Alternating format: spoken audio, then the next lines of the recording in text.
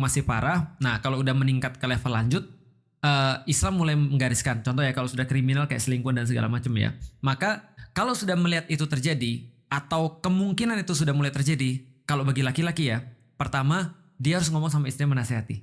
Kalau istri nggak mau, maka dia harus pisahkan ranjang istrinya. Udah, kamu tidur sendiri, kamu mikir deh. Kalau kamu masih sayang, kamu pikir deh. Nanti 3 hari lagi aku akan ngobrol lagi. Tapi kalau belum 3 hari, ya udah aku salah, ya udah balik. Tapi kalau misalnya belum, ya udah. Yang terakhir setelah dipisahkan 3 hari nggak diajak ngobrol, dia masih nggak bisa tobat, dipukul. Dipukul. Tapi tidak boleh dengan pukulan di wajah, tidak boleh berbekas, dan tidak boleh menyakitkan. Ya udah, gini aja misalnya. Udah ya, aku sekarang karena aku udah mukul Gemes kamu. itu mah. Karena aku udah mukul kamu, berarti ini sudah serius. Kalau kamu nggak tobat lagi, maka tinggal pendidikan terakhir yang aku bisa berikan pada kamu, cerai. Jadi talak itu adalah pendidikan terakhir dari seorang suami kepada istri. Gimana kalau istrinya banyak menemukan suami bermasalah seperti sekarang? Dia boleh menggugat. Dia boleh datang ke hakim lalu bilang, hakim ini suamiku begini, ini buktinya. Aku minta untuk didamaikan. Itu bisa.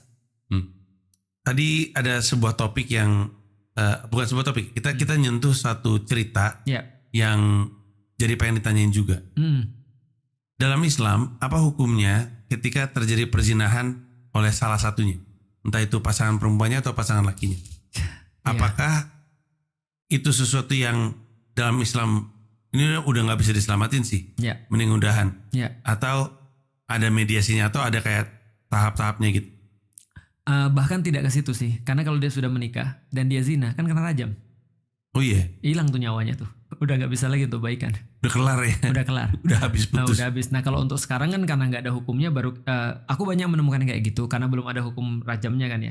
Akhirnya ketika ketemu ada orang selingkuh, aku bilang begini. Pertama, orang selingkuh yang ketahuan itu bukan untuk pertama kalinya.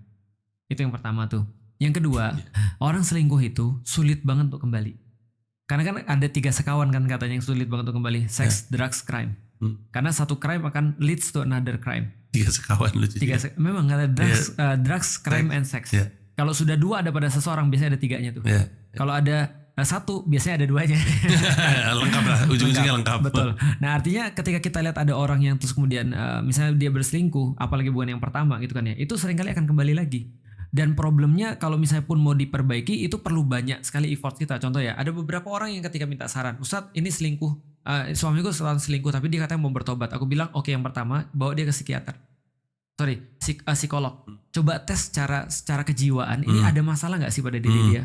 Yang kedua minta dia untuk ngaji, maksudnya mencari ilmu tentang Islam, bukan baca Quran ya, nyari ilmu tentang Islam. Coba lihat dia sadar nggak. Yang ketiga, pindah rumah. Kalau andai kan dia berzina di rumah itu. Karena tempat itu bisa jadi anchoring loh mas. Tempat bisa jadi anchoring, waktu bisa jadi anchoring, dan itu bakal balik lagi untuk kita melakukan maksiat yang sama. Nah maka itu agak sulit sih kalau aku menyarankan, kalau kamu nggak siap untuk nggak ngungkit-ngungkit, mendingan selesaiin. Tapi kalau kamu siap dan memang mau nerima yang baru, jangan ngungkit-ngungkit. Dan percaya 100% sama dia. Karena orang laki-laki kalau nggak dikasih 100% kepercayaan untuk second chance, dia bakal balik lagi lebih parah. Laki-laki harus dikasih kepercayaan.